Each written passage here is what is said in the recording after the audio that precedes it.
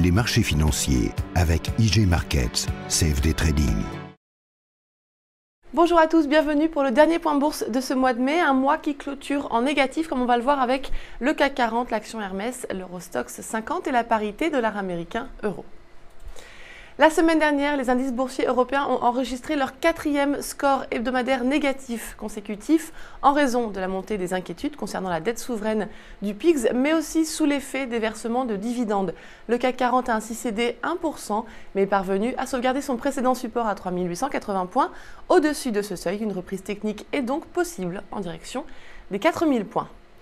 Et du côté des valeurs, l'action du groupe de luxe Hermès a pour sa part gagné du terrain et se rapproche désormais de sa résistance à 180 €, ici en rouge. Cet obstacle pourrait à présent donner lieu à une pause technique, voire un léger mouvement correctif sous l'effet des prises de bénéfices.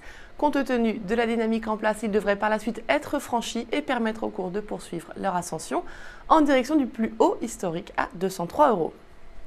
Voilà pour les valeurs de la bourse parisienne. Tout de suite un mot de l'équivalent européen, l'Eurostoxx 50, et de la parité dollar-euro. S'agissant des autres indices boursiers du continent, l'Eurostoxx 50 a davantage corrigé que ses homologues ces dernières semaines, enfonçant ainsi son précédent creux à 2850 points ici en rouge. Sous cet obstacle, la configuration est désormais fragilisée, ce qui nous incite à la prudence. La pression du courant vendeur se fait plus importante et pourrait prochainement entraîner les cours au contact des 2720 points. Et enfin, du côté du Forex, l'euro est parvenu à s'apprécier face au dollar américain après plusieurs jours d'hésitation autour des 1,41 $. Ce signe de force est encourageant et présage d'une poursuite du mouvement ascendant en direction des 1,455 $. Le débordement de ce niveau permettrait ensuite d'envisager l'inscription de nouveaux plus hauts annuels. Voilà pour les valeurs du jour. Je vous souhaite une très belle fin du mois de mai et une excellente séance.